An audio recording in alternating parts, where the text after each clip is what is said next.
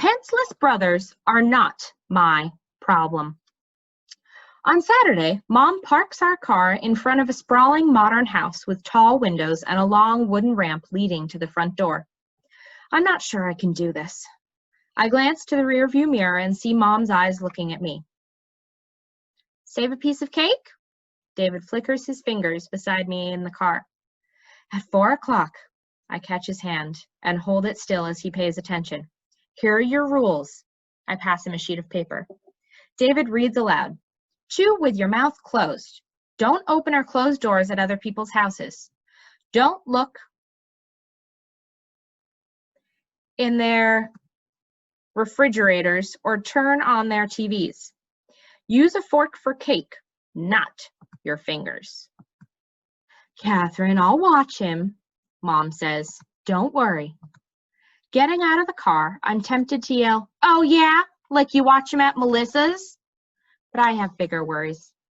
Walking to the ramp, I clutch the bag of fancy jelly beans, the birthday card I painted with watercolors of guinea pigs eating cake. Pig out on your birthday, it says, and the guitar wrapped in 2 white plastic trash bags, a huge red bow tied around the neck. It was the best wrapping I could do with something so big. My pulse beats with my footsteps on the ramp, and as I get closer to Jason's front door, I hear a thumping bass line and muted laughter. I stab the doorbell. Part of me wants to drop the guitar on the welcome mat and jump into the shrubs. But before I can move, the doors open. I look up at a teenage boy with familiar, wavy, reddish-brown hair. Hi, he says. I'm Matt, Jason's brother. I'm Catherine. Oh, you're Catherine, he grins, raising one eyebrow. You've made Jason some cool cards. I blush. Of course everyone who talks to Jason sees my cards. Why didn't I ever think of that? Come on in. I'll tell Jason you're here. The living room is crowded with people. Some adults and kids sit in chairs spread around the room, talking and laughing. Others stand at the table drinking coffee and soda. On the couch, there's a family with 2 little kids. The mother smiles at me, and I smile back. But I don't see Jason anywhere. I hold the guitar at my side so it's less noticeable. Catherine! Mrs. Morehouse comes towards me. Welcome. There's pizza in the kitchen. Grab a plate and make yourself at home. Matt, we could use a few more chairs. Would you get the ones off the back porch? She's wearing a skirt and heels, and I kick myself for not putting on lip gloss or wearing something nicer than jean shorts and a t-shirt. When she steps close, I say, Did you know that Jason invited my brother to have a piece of cake? Yes, I'll put a big piece aside for David. Glancing at the people talking and laughing loudly and all those doorknobs David would want to turn, I worry coming was a mistake. I add the card and jelly beans to the presents piled on the table and sit next to an older woman, sliding the guitar under my chair. I should have brought Jason a music CD. I swallow, imagining him opening a beat-up guitar in front of all those people. Hello, the woman says, her hand smoothing the lap of her cotton dress. Isn't this a lovely party? Yes, I say. Do you know where? Jason, Mrs. Morehouse calls. There you are. Catherine's here. In the doorway to the kitchen, Jason turns his head until he sees me. I walk over, wishing he'd smile or frown or anything that would tell me if he's still mad. But Jason's mouth stays in a flat line. Happy birthday, I say. I left something on the present table for you, but I have another present too. He points. Thank you. I tap secret, and Jason moves his hand away so I can turn the page of his communication book. I tap, I want open present, and I reach into my short pockets and pull out together. On the card, I drew myself sitting on the red bench and Jason beside me in a wheelchair. I'm sorry, I say. Jason smiles and points. Me too. Come with me. He gestures to the hallway and I slide the guitar out from under my chair. Following him, I hold the guitar behind my back, counting 4 doors for David to open before Jason goes through a doorway. A shiver passes between my shoulder blades. Though there's a house full of people down the hall, it feels sneaky and wrong to step into a boy's bedroom. On the wall over Jason's bed, between 2 baseball posters, is my drawing of Christie's house. and in front of the window is an electric piano. Is that your piano? I ask. He nods and turns the page in his communication book. I play bad, but like it. I'd love to hear you play. I brought the guitar out from behind my back. Sorry about the wrapping, but I couldn't really disguise it. I untie the bow and he pulls away the trash bag wrapping. Nobody'd mistake this guitar for new, but I cleaned it until it shone. Mom took it to the music store and they put strings on and tuned it, I say. That's part's a present from David, but the guitar is for me. He smiles wide. Thank you, Catherine. Perfect guitar. You're welcome. I lay it across his wheelchair and he traces his fingers across the strings. It sounds rich and mysterious, lingering in the air even after his hands moved away. He points. Dazzling. He gestures for me to put his guitar on the bed. I take the guitar from him and set it on his pillow. Behind me, I hear Jason cross the room to the window. Music startles me. I spin to see Jason's shoulders bowed forward, his hand reaching over his wheelchair tray to the keyboard. I walk over to look closer at his fingers. Bent nearly double, his fingers touch the keys much like he touches the cards, one at a time. It's a simple song, spare and haunting. That's beautiful. Points. My own music. Jason, a voice calls. I turn. His mother stands in the doorway smiling. Grandpa needs to leave soon, so let's do your cake now. Jason backs up and turns for the hallway. I sweep a last look across the piano, the guitar left on his pillow, the baseball posters, and my drawing of Christy's house. Walking down the hallway, I hear people singing happy birthday, but I hum Jason's song under the singing. I want to remember it. The cake is chocolate, my favorite. But I move the cake bits around on my plate, squeezing them flat with the fork. Beside me on the couch, Jason's elderly neighbor is going on about his problems with chipmunks in his cellar. They're cute until they chew through your wires, he says. Mrs. Morehouse answers the doorbell. Thank you for inviting us, I hear Mom's voice. David's been looking forward to this all afternoon. Now, I don't think about cute, the man next to me says. I think about the electrician's bill. Before I can greet Mom and David rushes past me. Cake? I keep David in my line of sight as he sits on the kitchen table, especially as Mrs. Morehouse shows Mom something out of the window. How lovely, Mom says. Are they hard to grow? My husband's the gardener in our family. I stand up. Nice to meet you, I say to the chipmunk man as I watch David slide his hand toward the platter of leftover cake. And, good luck, darn little pests. He turns to the woman on his other side. If you've got one, you've got the whole bunch. I hurry to the kitchen and drop my plate of cake in front of David. Use a fork, I whisper, pressing mine into his hand. Not your fingers. Around me, a woman rinses a cup in the sink, and Matt scrapes crumbs from his plate into the trash. A teenage girl with braids brings a baby in, his mouth ringed brown with frosting. Can I have some extra napkins? She asks. Jason comes beside me and points. Sorry, neighbor, talk all the time. No problem. My old neighbor, Mrs. Bowman, used to talk a lot too. Sorry, Catherine, new neighbor friend. Can't come. My birthday party. I'm sure Christy would have had fun. I throw David a strict look as he picks a bite of cake off his plate with his fingers. But the community center dances tonight and she had to help decorate. He points. Do you want to come? Dance? No, she's going with Ryan. I'm sure he doesn't want me hanging around with them any more than I want to be around him. David licks frosting off the side of his hand. I pass him a napkin, but he wipes his mouth with it instead. Jason points. I mean, do you want to come dance me? I look from Jason's book. He's watching my face, his eyes nervous. I can't. Why? I stare at the word cards with its big question mark. Are you embarrassed about me? Of course not. I hear Jason pound his cards, but I can't look. I brush crumbs off David's shirt with my cupped hand. I'm a horrible dancer. Terrible. In fact, I'm so bad I have a rule against it. No dancing unless I'm alone, in my room, or it's pitch black. Jason makes a loud rumbling sound. Rule. Stupid. Excuse. My breath catches. Everyone in the kitchen has stopped to look at us, except David, who pushes back his chair. My rules aren't stupid, I say quietly, or excuses. Yes, excuse.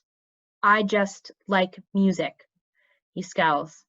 And you. Ramming the joystick forward, Jason whirs out of the kitchen past David, opening a cupboard door. More cake? David asks as I pry his fingers off the door handle. We're all done. Holding his arm, I pull him behind me. Excuse me, I say, passing people. Sorry, gotta go. Catherine, Mom asks, is something wrong? I push open the door. Tears spill down my cheeks as I run with David down the ramp. The party is over. Some people think they know who you are when they really don't.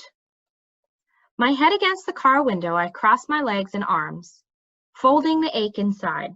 Beside me, David holds his hands over his ears. Did David do something to upset you? Mom asks. Unbelievable.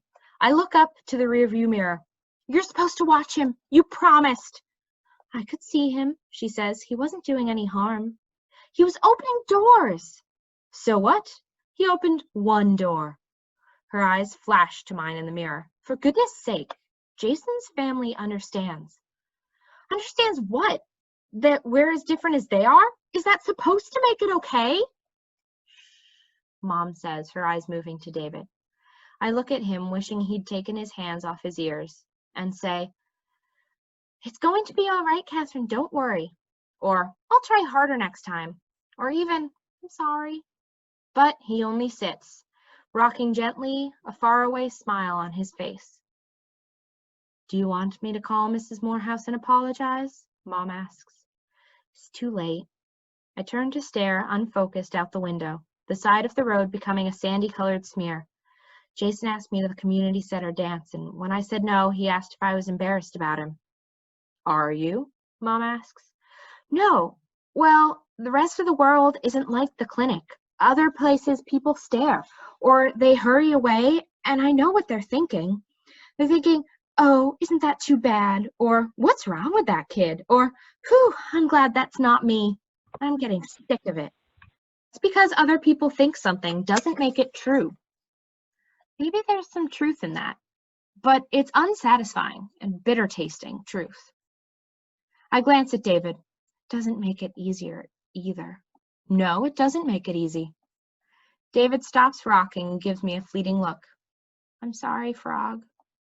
For once, Mom doesn't correct him. At home, Mom says she has to drop paperwork off at a few clients' houses. You can both come, or you can babysit David. I'll babysit. I've had enough of David at other people's houses for one day. I dump a puzzle on the living room floor, glad for the simple right and wrong of a single perfect fit. Where's the sky, Frog? David asks beside me. I hunt for sky blue and cloud white pieces. First, the top left corner, then another straight edge piece of blue. I hold up a cloud. I think this is next. David's hand shoots out, grabs the piece from my fingers, and snaps it in place. Piece by piece, the sky appears, a put-together line of blue and white. Reaching the top right corner, David hunts for the second row of pieces, sharp-pointed roofs and the tops of trees. I leave him leaning over the puzzle, his hair falling forward as he picks up pieces and discards them, one after one. In my room, I open my sketchbook to the page with guilty, complicated, hidden, and weak. Out the window, Christy's driveway is empty, and I don't even care. I miss Melissa.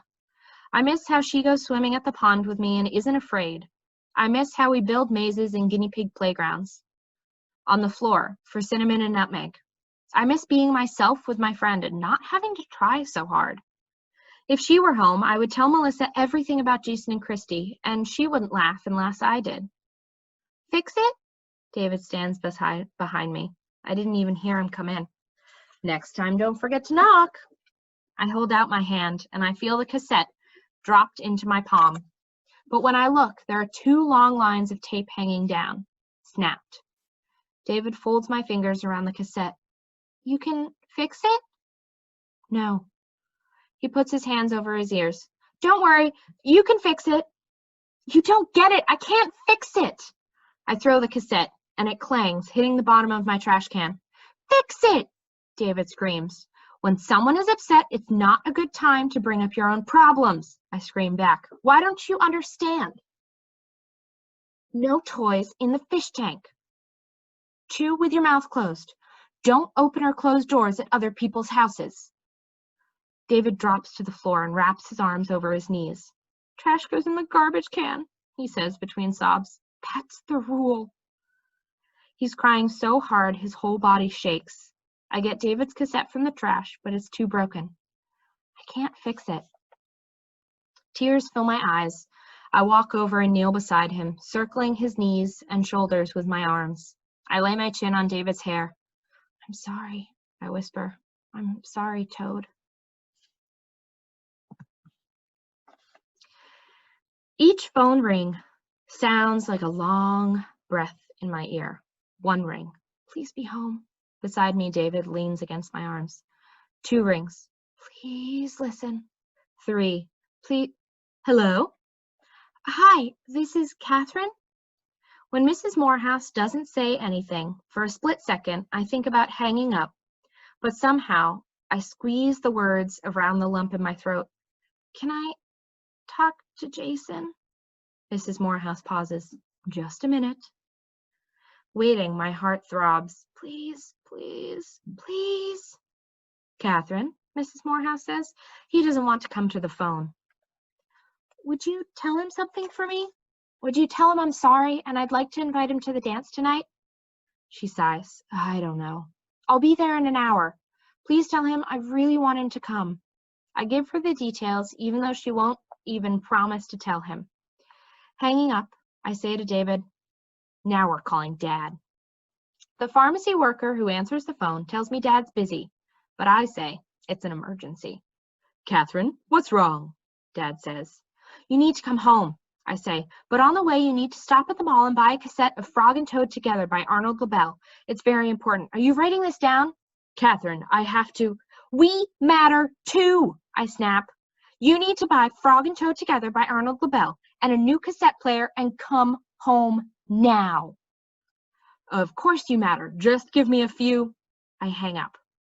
After changing into my favorite jean skirt and black tank top, I sit on the front porch with David, brushing my hair and watching the road. 23 cars later, Dad drives in the driveway. Come on, David. I take his hand. I'm going to a dance. Late doesn't mean not coming. I hear music. The double doors on the town community center are propped wide open, a rectangle of yellow light spread on the sidewalk. David jumps into the box of light. He waves his fingers in excitement. David jumps into the box of light. He waves his fingers in excitement, watching his shadow. Catherine, next time you need to plan better, Dad says. I can't leave work for something like this. I watch David jumping, his shadow hands fluttering. His shadow hands fluttering. You take David to the video store every time he has OT. That's different. Different because it's him? Dad huffs, turning to me. David needs. I know what he needs. Believe me. I push my way past Dad, not even caring that I'm yelling. Maybe he does need you more than me, but that doesn't mean I don't need anything at all. I finally said it. Go inside? David asks as I step on his shadow. Ask Dad. He's in charge. My throat is raw. Looking ahead at the community center, I've never felt so alone. I hear footsteps coming behind me. Kath? I have to matter too, I say. As much as work and your garden, and even as much as David. I need you too. I feel his arm go around me, turning me to face his shoulder.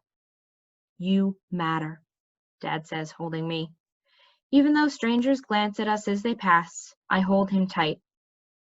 Would you stay until I know if Jason's coming? Sure. My forehead presses in the hollow of Dad's shoulder. His shirt smells sickly sweet, like cherry cough syrup from the pharmacy, but I don't care. And can I borrow some money? I spent all mine on Jason's present. Dad digs in his pocket with his free hand. Here's extra so you can call me when you're ready to come home. I'll come as soon as you call. Go inside? David asks. I nod. I'm ready. Inside the doors, a woman looks up from the admission table. The poster I made is taped to the wall behind her. Welcome, she says, opening her cash box. Are you here for the dance? My daughter is. My son and I are only here until her friend comes. Dad pays for all of us, but David doesn't want his hand stamped. Watch, it doesn't hurt. I hold my hand out and the lady says, would you like a flower, a frog, or a dragonfly? Frog, please. She presses the stamp on the back of my hand and I show David. Look, it's a frog. David holds his hand out to me and I turn it over so she can stamp the back. Something smells good, Dad says. We have a bake sale going on and there's popcorn and soda. The woman points down the hall toward the tables piled with brownies and cookies. Everything is 50 cents or $1, but you can't bring any of the food or drinks into the gym. It's the rule, David says. Ahead, there's a scatter of flyers on the bulletin board, and the doorway to the gym is surrounded by colored streamers and twinkly white Christmas lights. Dad stops to talk to someone at a long table selling t-shirts with the community center logo on them, and I hear snips of conversation. Lots of kids. Lovely night. The pharmacy is good. Beside me, David steps close to the lights, his fingers flickering at his sides as fast as moth wings. The lights are beautiful, aren't they? Like hundreds of stars. Like stars, David says. Make a wish, frog. I close my eyes and reach for my skirt pocket, fingering the money Dad gave me.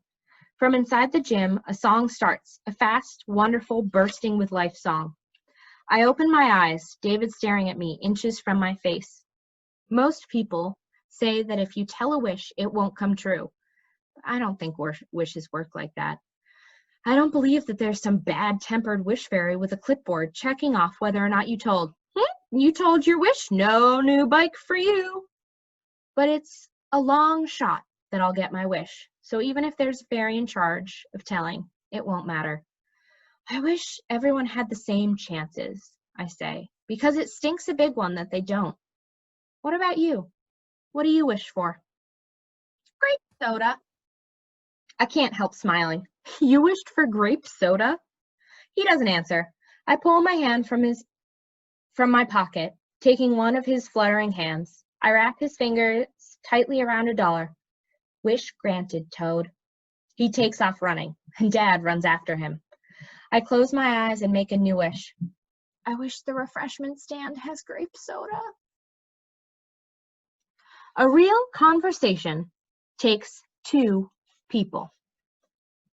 Alone on the bleachers, I run my hands over my knees to wipe the sweat away. In the half-lit gym, the white stripes on the floor and the basketball backboards almost glow. My fingers long for a fat paintbrush to stroke color across the white backboards. Blood red, electric blue, tangerine. Blistering colors. But I have nothing to hold and nothing to do but wait.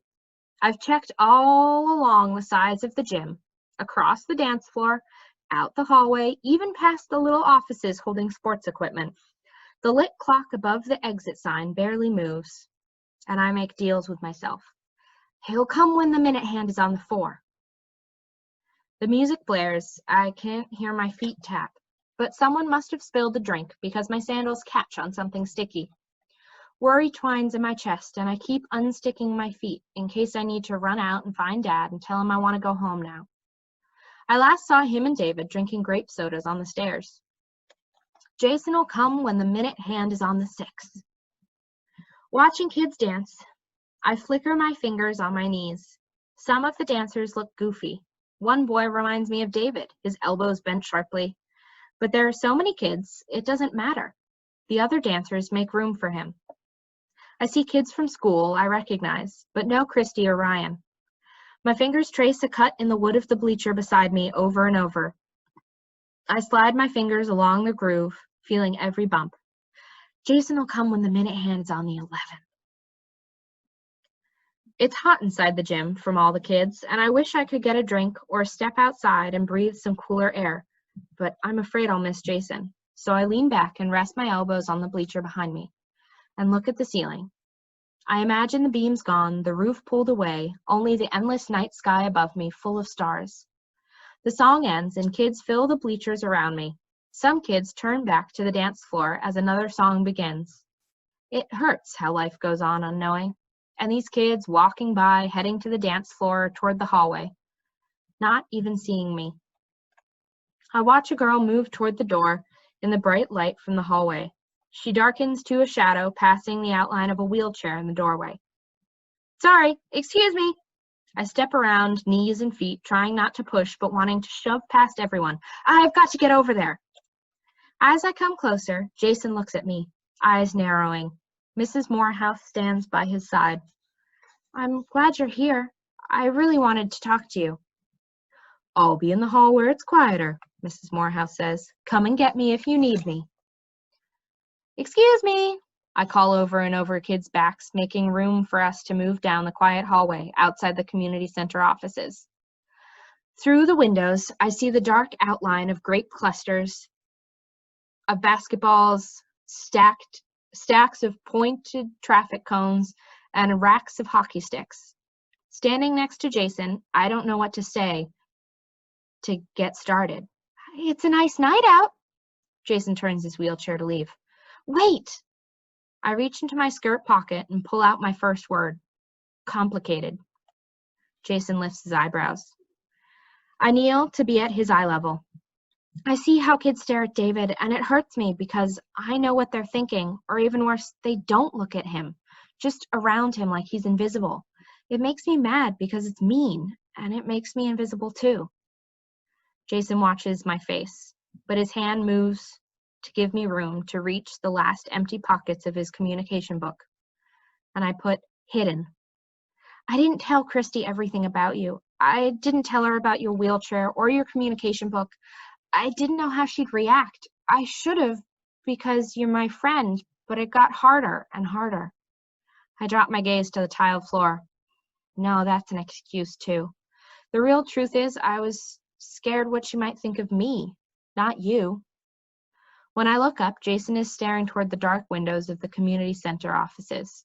You're a good friend, and I've been, I take out a card, weak. Catherine? I knew this moment was coming, but I still feel caught red-handed. Christy hurries up the hall wearing white jeans and a bright pink shirt. I thought you couldn't come. I'm so happy you changed your mind. Beside her, Ryan puts his hand on her arm. I stand up. Jason, this is Ryan and my next-door neighbor, Christy. Her smile slips. Hi. Christy, this is Jason. She glances from Ryan to me to Jason. Happy birthday. He points. Thank you. Christy looks at me, an eyebrow raised. Jason can't talk, so he uses these friends, and I've been making words for him. I smile at Jason. He's a very good, and I tap, friend. She looks where I'm pointing, to the card of a girl's hand waving. Jason taps.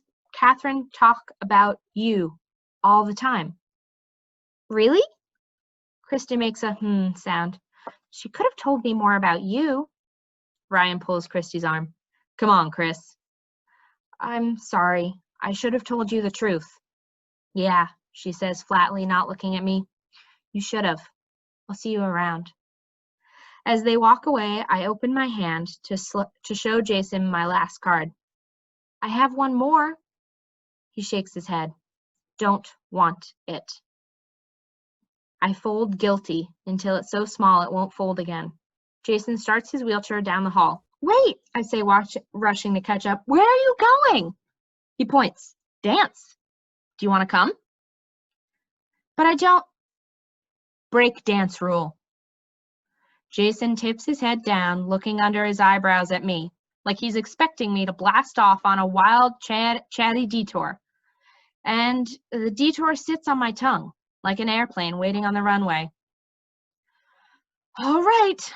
I follow him down the hallway, out across the dark gym floor, to the very center, where there's a clearing of kids. Next to me, a girl lifts her arms above her head. One by one, the other dancers join her, palms reaching upward, swaying back and forth. Jason joins them, palms open. Standing there in the middle of the floor, in front of everyone, I lift my hands and reach for the ceiling, the sky, the stars, and I dance. If you need to borrow words, Arnold LaBelle wrote some good ones. Before I climb into bed, I circle the date on my calendar when Melissa will be home. I have so much to tell her, not the least of which was I danced with a boy who wasn't even related to me, and I liked it. And on Tuesday, I'm not bringing my backpack to the clinic, only me. If Jason needs a word, I'll make it, but I'll wait for him to ask. I lift my shade and imagine a beam of light flashing from Christy's dark window, counting the dashes of dots. But there's no light. Her window stays dark. Only a street lamp and the stars shine, white brightness. The tiniest knock comes and my door creaks open. David stands, framed in the light from the living room. No toys in the fish tank. I slide my slippers on and follow. In the aquarium, a toy wizard stands on the gravel, his wand raised mid-spell. Standing beside the castle, he's so big, only his pointy shoe would fit in the castle door. And instead of a fierce dragon to slay, a huge, curious goldfish mouths the end of the wizard's hat. I can't help but laugh. What are you laughing at, Frog? David asks, worried lines cutting his forehead. I touch the tiny frog stamp on his hand and show him mine. I'm laughing at you, Toad, said Frog, because you do look funny in your bathing suit. David smiles. Of course I do, said Toad. Then he picked up his clothes and went home. The end. Tomorrow, I'm going to tell Mom she has a point about David needing his own words. But other things matter too, like sharing something small and special, just my brother and me. Kneeling beside David, our arms touching, our faces reflect side by side in the glass. I let that be enough.